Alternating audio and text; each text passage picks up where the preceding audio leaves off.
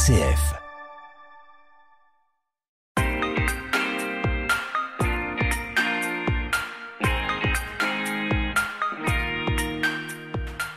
Jusqu'à fin novembre, la Maison Saint-Yves à Saint-Brieuc propose de découvrir une exposition intitulée Terre des Hommes, exposition de Joël Cousinard, exposition de photos, une exposition qui montre le travail d'un agriculteur costarmoricain, Michel Lagré, de Pommerais. Je voulais vous demander, pour commencer, Joël Cousinard, de nous dire comment est née l'idée de cette exposition photo et de ce travail photographique que vous avez fait. Eh bien, je suis toujours à la recherche de sujets pour faire des séries de photos. J'aime bien faire des séries.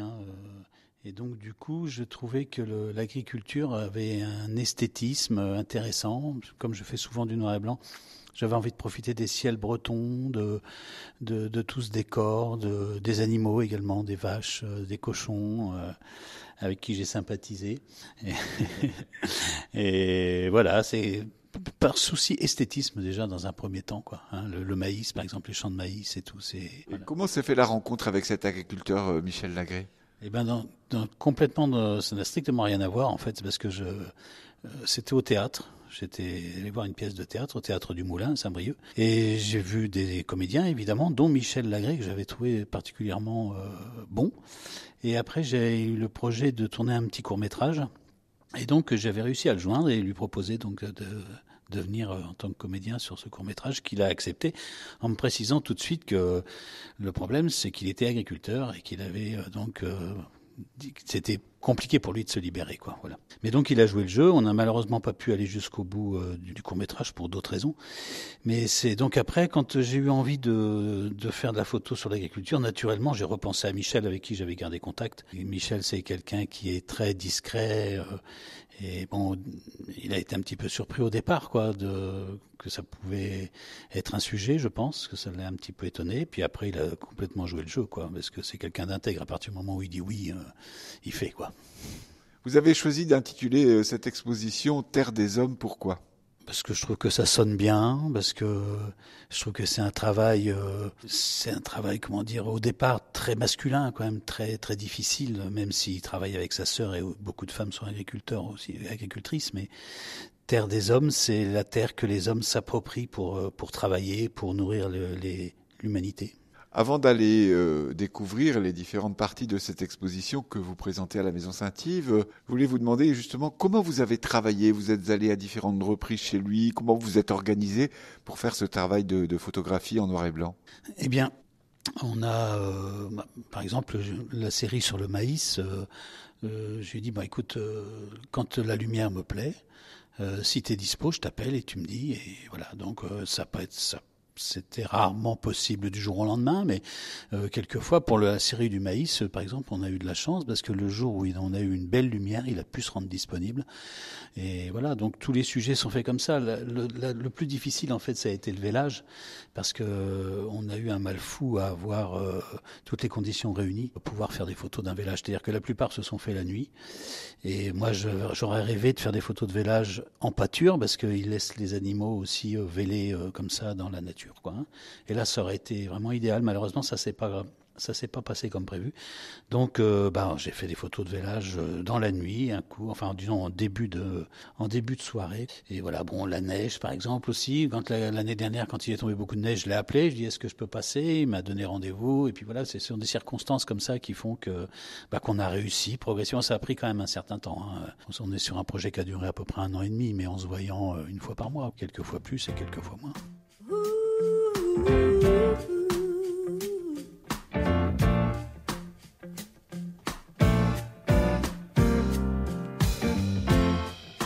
You might have a fancy car, and you got plans for that swimming pool in your backyard. You brag about your healthy bank account, but maybe that's not what it's all about. You forget the value of the woman in your life. She's your winning lottery ticket. Boy, you really want first prize. Sad because you don't even know it. When you're gonna open your eyes, pretty soon you'll end up with nothing, cause she's one step from walking away. She's your winning lottery ticket. When you're gonna treat her that way? Oh, oh, oh,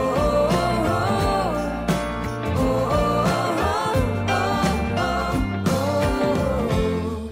She's not from money and wealth, but she knows how to play the card that she was dealt.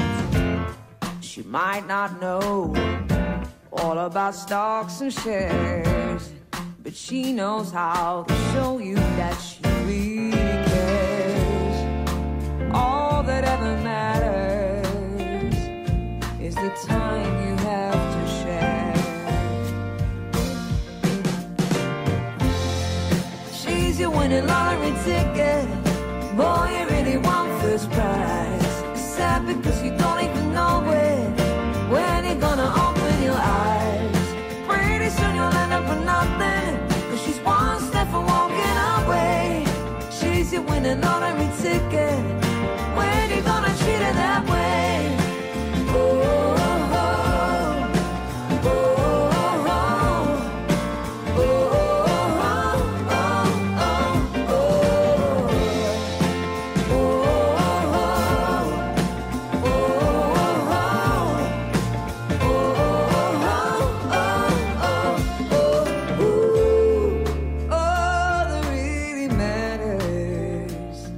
the time you have to share.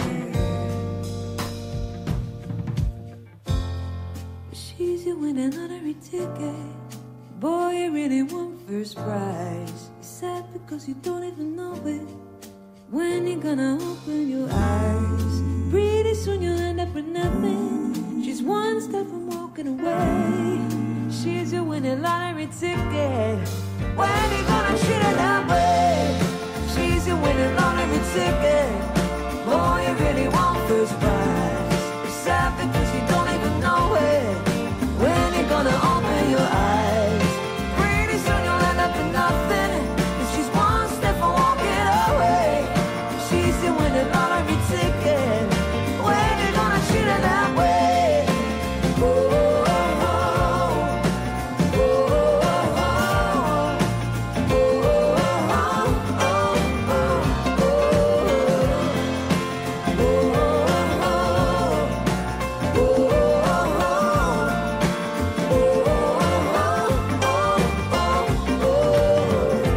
Sur RCF, nous découvrons l'exposition de Joël Cousinard à voir à la Maison Saint-Yves à Saint-Brieuc jusque fin novembre, à l'exposition intitulée Terre des Hommes.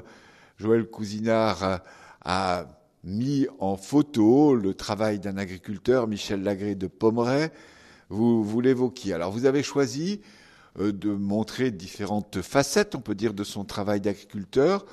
Et là, nous sommes devant les photos que vous consacrez au maïs. Alors, pourquoi avoir choisi de proposer des photos justement autour de cette activité du maïs ? Toujours dans un souci d'esthétisme, en fait. Le champ de maïs, c'est quelque chose de très beau déjà au départ, je trouve. Il y a des angles qui sont très intéressants à prendre avec des contre-plongées et tout ça. Et ça permet aussi de mettre en valeur nos ciels bretons, enfin le ciel en général, mais les ciels nuageux, chargés. Il y a tout un tas de sujets autour du maïs. Il y a les mains abîmées de l'agriculteur, il y a l'agriculteur qui travaille au-dessus du silo, je crois que ça s'appelle, là où il stocke le maïs, tout ça. Vous voyez, c'est toujours dans un but premier esthétique. C'est d'abord l'esthétique qui m'attire. Je me dis que ça, c'est un sujet.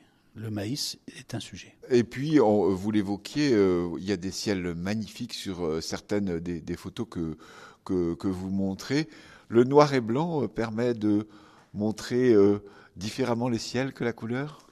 Alors moi j'ai un rapport un petit peu particulier au noir et blanc, c'est-à-dire que vous imaginez bien que je viens de l'argentique au départ, hein, j'ai commencé la photo avec l'argentique, et donc un photographe se doit en fait de ne pas limiter son travail à la prise de vue en elle-même, c'est-à-dire que on doit également après faire les tirages sur papier et tout ça, et donc à l'époque on pouvait faire ça qu'avec le noir et blanc, on pouvait pas faire du labo couleur, ça n'existait pas, donc je me suis habitué à faire mes prises de vue en noir et blanc et mes tirages tirage en noir et blanc.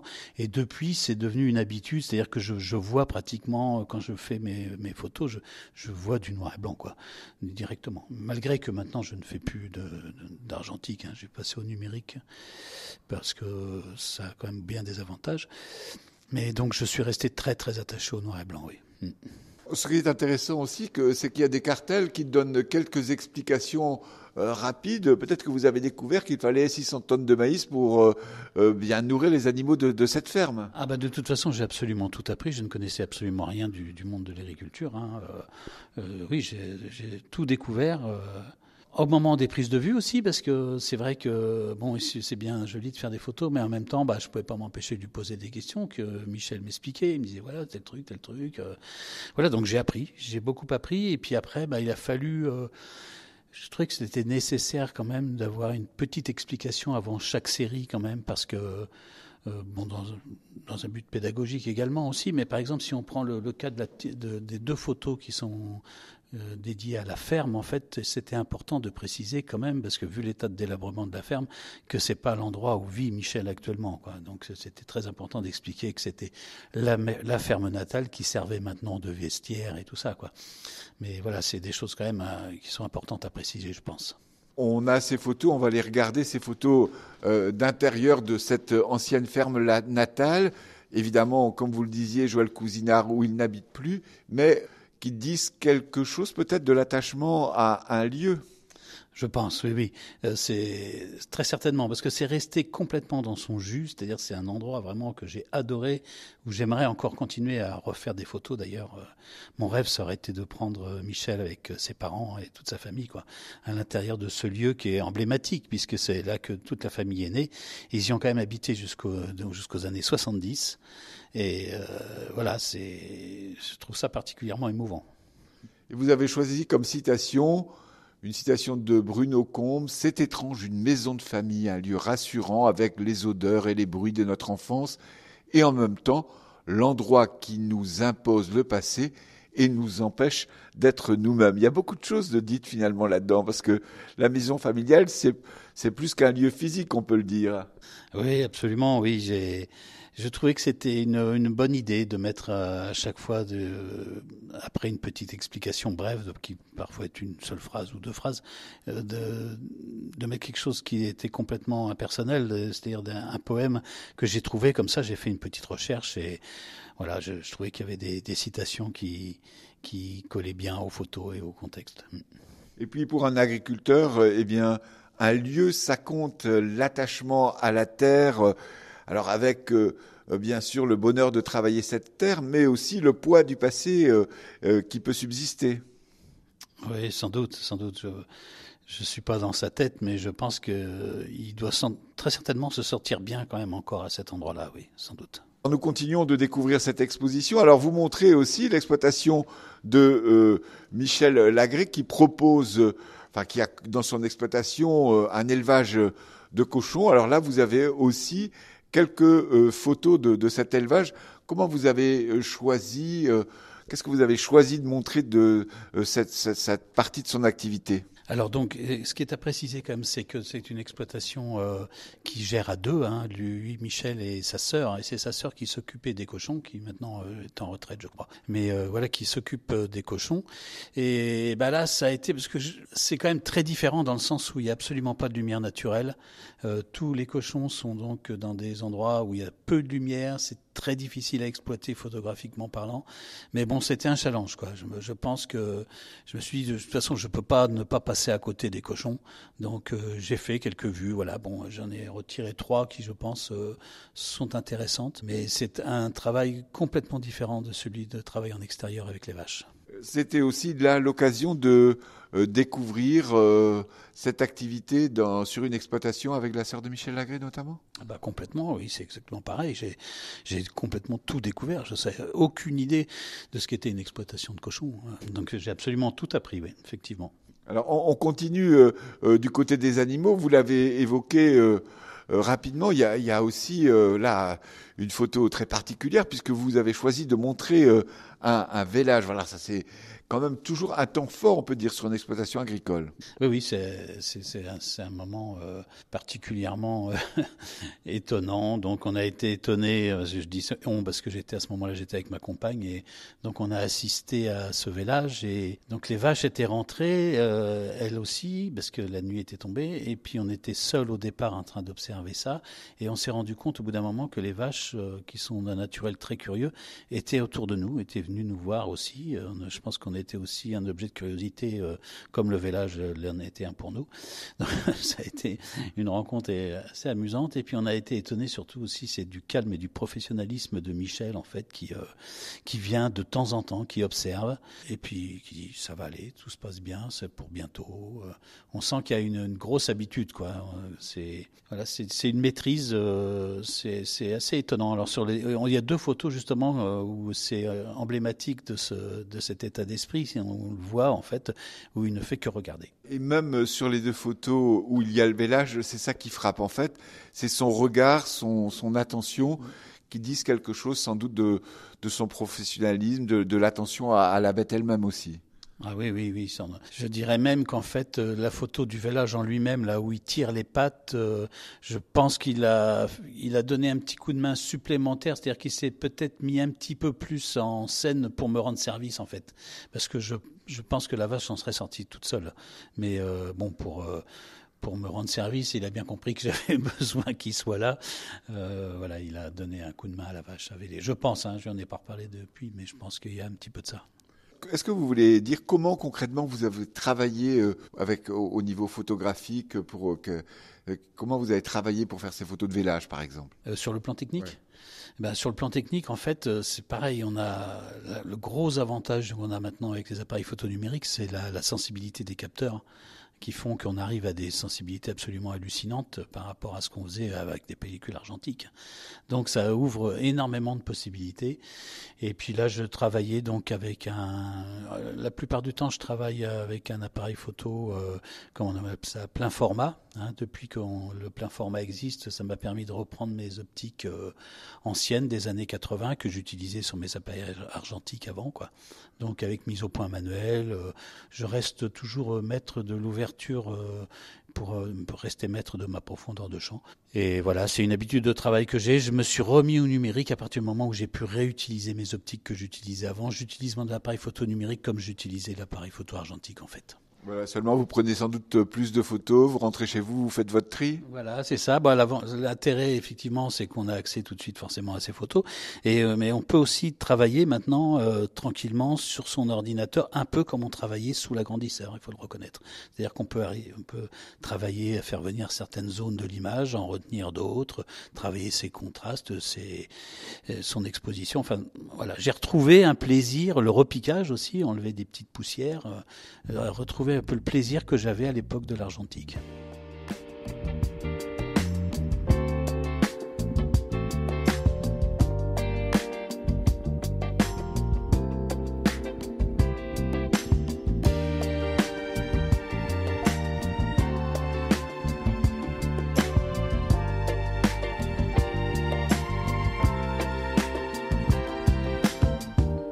As I roamed across this land and felt the pulse of every heart of every man, I sang some songs to heal some souls. Looking back, it felt so very long ago. Folks overtaken by disease, all the people lost made me fall right onto my knees. All I could do is cry and shout.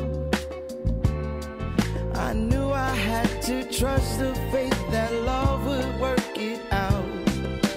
Joy will set us free if you do believe.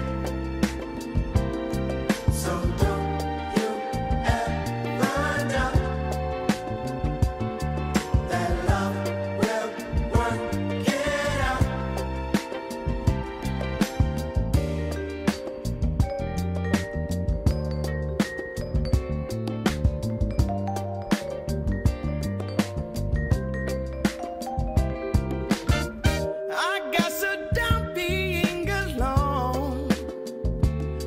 watching modern day lynchings in the streets that I call home. I felt so helpless in the strife, but I knew I had to trust the faith that love would make it right. Joy will set us free. Yes, it will. Yes, it will. If you do believe. If you do believe. So don't you ever doubt. Hey, yeah. That love will work it out.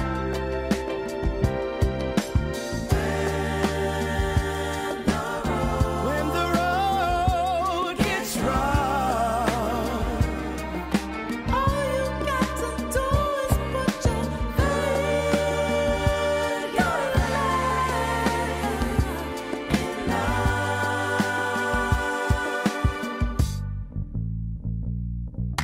Joy will set us free. Joy will set us free. You do believe. Don't you know? Don't you know? So don't you ever doubt that love will work it out. Love will work it out. Joy will set us free. If you do believe. So don't you ever doubt that love will work it out. Sur RCF, nous continuons de découvrir l'exposition photo proposée par Joël Cousinard à voir jusqu'à fin novembre à la Maison Saint-Yves à Saint-Brieuc. Alors, on a parlé de vélage, mais vous avez quand même aussi fait le choix de montrer des photos dans un champ. Ouais, les vaches sont là à l'extérieur dans un champ. Ouais, c'est vrai que ça, c'est pareil avec des ciels. Hein. Là, en particulier, il y a cette vache là dont j'ai oublié le nom, qui est différente. C'est pas vraiment une Holstein. Elle a été croisée avec une autre. Elle s'appelle Iéna. Voilà, elle s'appelle Iéna, qui m'a vraiment surpris. Je savais pas qu'une vache pouvait être comme ça. C'est-à-dire qu'elle était presque comme un chien. Elle jouait elle sautait comme un cabri. Elle était très très amusante. Et donc ça a été, oui, je suis assez satisfait de cette photo là, avec Michel dans le fond là qui la regarde. Je pense qu'il est particulièrement attaché à cette vache lui aussi.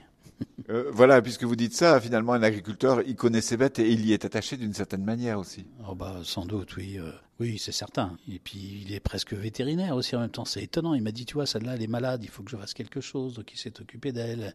Il avait repéré parce qu'elle avait fait un peu moins de lait ou je sais pas quoi, je me rappelle plus.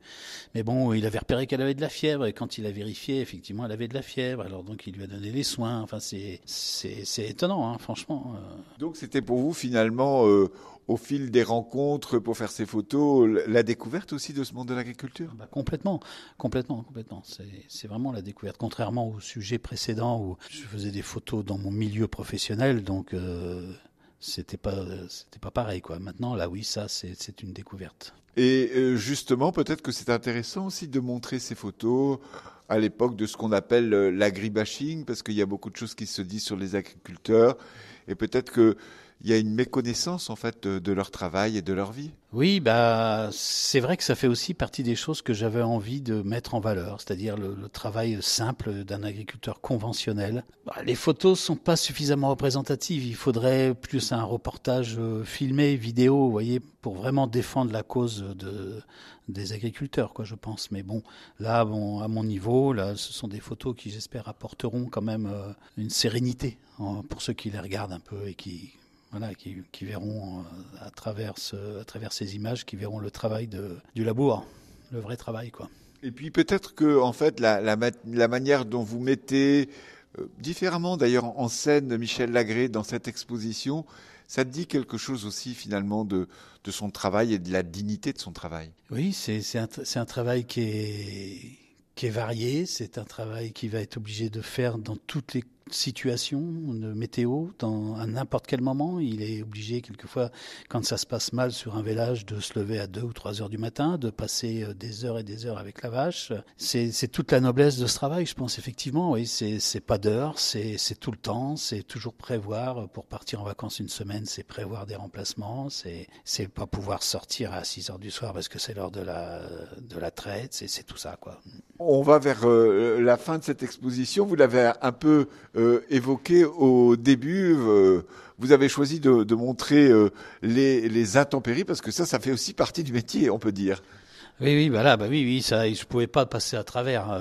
L'année dernière, on a eu quand même un épisode de neige intéressant. Donc, la neige, c'est pas quelque chose qui est facile à prendre en photo, surtout en noir et blanc, parce qu'on arrive souvent à des grilles difficiles d'obtenir du blanc, contrairement à ce qu'on pourrait imaginer. Et donc, oui, effectivement, là, je lui ai dit, écoute, qu'est-ce que tu peux faire quand il fait ce temps-là? Il dit, j'évite de sortir déjà pour commencer. J'essaye de m'arranger pour travailler quand il neige pas. Mais là, il a joué le jeu, quoi, effectivement. Comment Michel Lagré a accueilli vos photos quand vous les lui avez montrées? Qu'est-ce qu'il en a dit? Alors, il est resté assez secret, en fait. J'ai eu du mal à savoir ce qu'il en pensait réellement. Vous présentez cette exposition à la Maison Saint-Yves jusqu'à fin novembre, mais vous êtes prêt à la montrer ailleurs aussi, Joël Cousinard? Ah, oui. En général, quand je fais une expo comme ça, les tirages m'appartiennent de toute façon. Donc, après, quelquefois, des propositions me viennent. Sinon, je fais des démarches pour effectivement proposer les photos ailleurs, quoi. Vous êtes sur un autre projet là actuellement ou bien pas encore? Alors, j'ai pas commencé, mais j'ai 2 idées, oui. Il y a 2 choses qui me travaillent en ce moment, oui. Qu'est-ce qui vous conduit à choisir de photographier tel ou tel univers? C'est quoi? C'est des rencontres?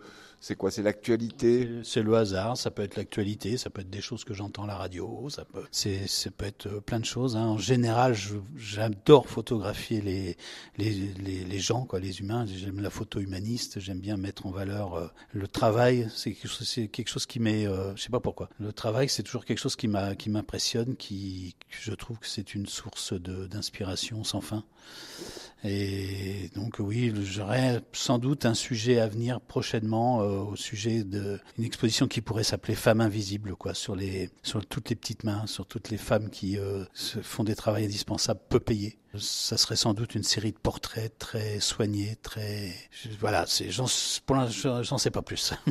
Ça va pas être quelque chose de forcément facile à traiter, mais voilà, c'est un projet. Eh bien, Joël Cousinard, merci beaucoup. Invitons nos auditeurs à venir nombreux à la Maison Saint-Yves jusqu'au 28 novembre pour découvrir votre exposition Terre des Hommes.